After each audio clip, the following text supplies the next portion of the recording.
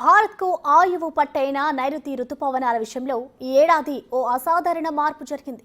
అదేంటంటే ఈ రుతుపవనాలు హిమాలయాల దాకా వెళ్లి ఆగిపోయి తిరిగి ఈశాన్య రుతుపవనాలుగా అక్టోబర్, నవంబర్లో వర్షాలకు కారణమవుతాయి. కానీ ఈసారి మాత్రం పరిస్థితులు అలా కనిపించట్లేదు.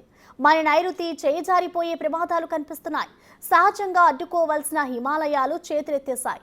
నేపాల్, భూటాన్ దాటి టిబెట్ వరకు విస్తరించాయి. అంటే మనకు డిజాస్టర్ లోడింగ్ అవుతున్నట్లేనా?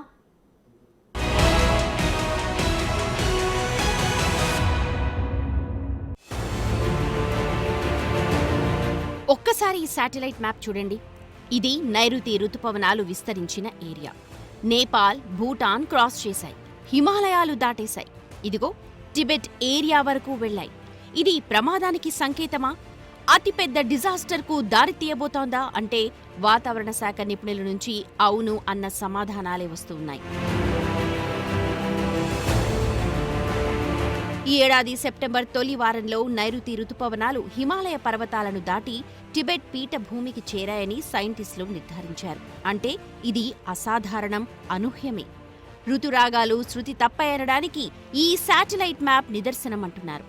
సాధారణంగా హిమాలయాలు ఈ రుతుపవనాలకు సహజ అడ్డంకిగా పనిచేస్తూ వర్షపాతాన్ని భారత్, నేపాల్, భూటాన్లలో కురిపించి టిబెట్ను ఎప్పుడూ డ్రైగా ఉంచుతాయి. టిబెట్లో ప్రధానంగా వింటర్ సీజన్లో వెస్టర్న్ డిస్టర్బెన్స్లతో హిమపాతానికి కారణమవుతుంది. సో ఇప్పుడు టిబెట్ ఏరియాలోనూ వర్షపాతం పెరగడం వాతావరణ మార్పులకు సంబంధించి ఇదో పెద్ద హెచ్చరికే. ఒకవేళ మనకి హిమాలయాలను దాటుకుని రెగ్యులర్గా ఇలా పోతున్నట్టయితే మనకి సెంట్రల్ ఇండియాలో, నార్త్ ఇండియాలో కొంతవరకు వర్షపాతం తగ్గిపోయే సూచనలు ఉన్నాయి. ఎందుకంటే మనకి ఈ మాన్సూన్ విండ్స్కి గోడ కట్టినట్టుగా హిమాలయాలు ఉండటం వల్ల ఈ మాయిశ్చర్ అనేది బ్యాక్ను ఉన్నటువంటి ల్యాండ్ మాస్ మీద బాగా పేరుకుని ఈ ప్రాంతంలో 4 మాసాల పాటు మనకి వర్షాలు లభిస్తున్నాయి. అయితే ఇటీవల మనకి ఈ గ్లోబల్ వార్మింగ్ వల్ల రకరకాలమైన వింత పరిణామాలు చూస్తున్నాము. అలాగే మనకి ఈ శీతాకాలంలో ఎక్కువ వచ్చే వెస్టర్న్ డిస్టర్బెన్సెస్ మాన్సూన్ పీరియడ్లో కూడా ఎక్కువ వచ్చాయి. వీటన్నిటినీ ప్రస్తుతం మనకి ఈ రీసెర్చ్ అండ్ అనాలిసిస్ వింగ్లో మనం వీటన్నిటిని రాగల 2-3 నెలల్లో పూర్తిగా పరిశీలించి ఇది రెగ్యులర్ ఫినామినాగా మారే అవకాశం ఉందా, లేకపోతే ఈ ఒకసారి ఏదో యాదృచ్ఛికంగా జరిగిందా అన్నది కూడా నిర్ధారించడం త్వరలోనే జరుగుతుంది. నైరుతి రుతుపవనాలు జూన్ నుంచి సెప్టెంబర్ దాకా ఇండియాలో వర్షానికి కారణం.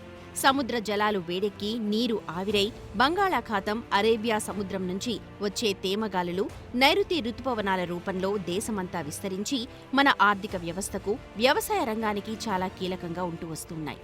ఇవి నార్త్కొచ్చేసరికి హిమాలయ పర్వత శ్రేణులు ఎత్తుగా పెట్టని కోటలా అడ్డు నిలుస్తాయి. వీటిని టిబెట్ దాకా విస్తరించకుండా హిమాలయాలు అడ్డుకుంటాయి. టిబెట్ను పొడిగా ఉంచటంలో కీలకంగా మారుతాయి. ఎత్తైన హిమాలయాలను దాటుకుని ముందుకు వెళ్లలేక నైరుతి రుతుపవనాలు తిరిగి ప్రయాణం మొదలు పెడతాయి. అవి ఈశాన్య రుతుపవనాలుగా మారతాయి. వీటికి అల్పపీడనాలు తోడై నవంబర్, డిసెంబర్లో వర్షాలు కురిపిస్తూ వెళతాయి. ఇదంతా బాగానే ఉంది. అయితే నైరుతి టిబెట్ దాకా వెళ్లడంతోనే ఇప్పటిదాకా ఒక లెక్క, ఇకపై మరో లెక్క అన్నట్టుగా సీన్ తయారైంది. Wadia institute of Himalayan geology glaciologist Manish Mehta సహా ఇతర సైంటిస్టులు ఈ రుతుపవనాలు హిమాచల్ ప్రదేశ్, ఉత్తరాఖండ్, లడాక్ ప్రాంతాల నుంచి టిబెట్ వరకు వెళ్లడం అబ్జర్వ్ చేశారు. ఇది మొదటిసారి జరిగినట్టు WIHG సైంటిస్టులు చెబుతున్నమాట.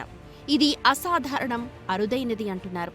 చరిత్రలో ఇలాంటి ఘటనలు గతంలో అత్యంత అరుదుగా జరిగినప్పటికీ 2025లో ఇది మాస్ స్కేల్లో జరిగి టిబెట్లో వర్షాలకు కారణమైందని ఐడెంటిఫై చేశారు.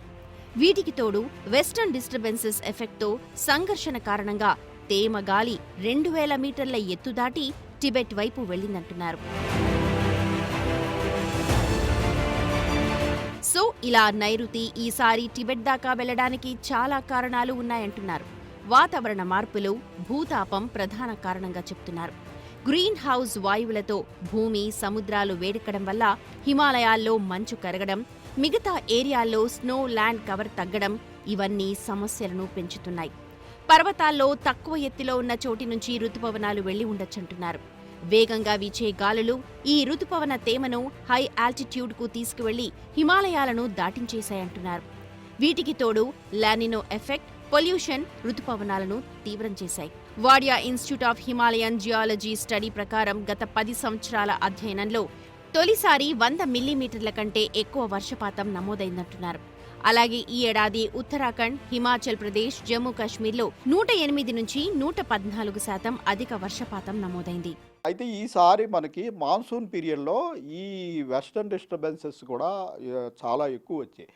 చాలా ఎక్కువ వచ్చి ఈ మాన్సూన్ విండ్స్ బహుశా వెస్టర్న్ డిస్టర్బెన్స్ తోటి ఇంటరాక్ట్ అయ్యి వీటి వల్ల ఏమవుతుందంటే కొంచెం మనకి అదే ప్రాంతంలో ఒక సబ్ ట్రాపికల్ జెట్ స్ట్రీమ్ అనేది కూడా చాలా ఎత్తులో కొనసాగుతూ ఉంటుంది. ఈ జెట్ స్ట్రీమ్లోకి ప్రవేశించిన తర్వాత బహుశా కొంత భాగం ఈ మాన్సూన్ విండ్స్ కూడా హిమాలయ పర్వతాలకు అవతల ఉన్నటువంటి టిబెట్లో కూడా ప్రవేశించాయని ప్రస్తుతం మనకి అనుమానం కలుగుతోంది.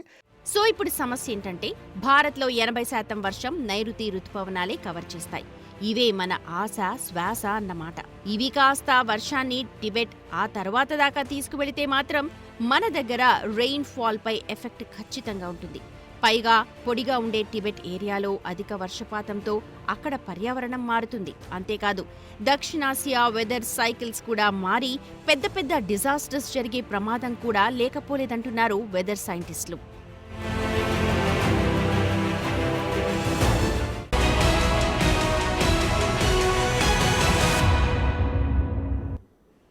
రుతుపవనాల గాలులు టిబెట్ దాకా వెళ్లడం శాటిలైట్ మ్యాప్లో చిన్న మార్పులా కనిపించొచ్చు. వాస్తవానికి దక్షిణాసియా వాతావరణాన్ని మొత్తం మార్చేస్తుందనడానికి ఇదో సంకేతం. ఒకప్పుడు అడ్డుగోడగా ఉన్న హిమాలయాలు ఇకపై దాన్ని ఆపకపోవచ్చు. అదే జరిగితే ఎలాంటి ముప్పు రావచ్చు?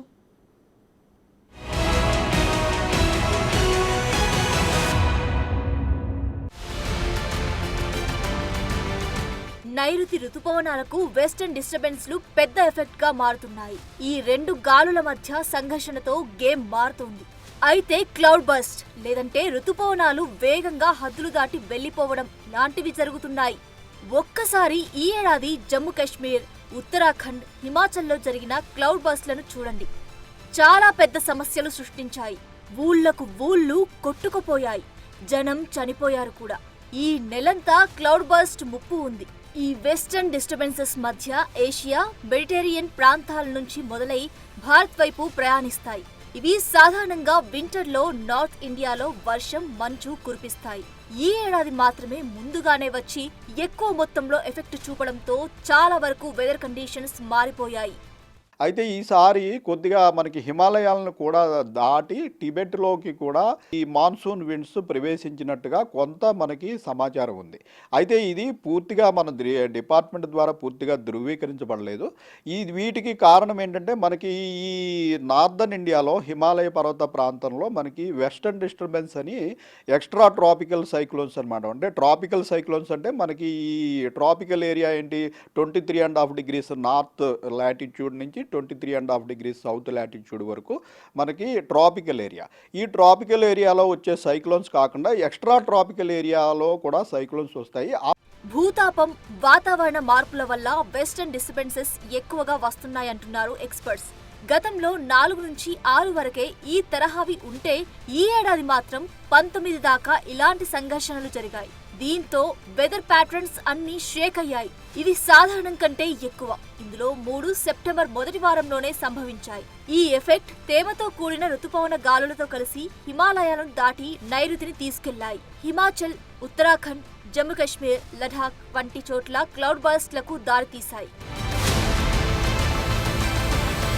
గ్రీన్ హౌస్ గ్యాసెస్ భూమి ఉష్ణోగ్రతను పెంచుతున్నాయి.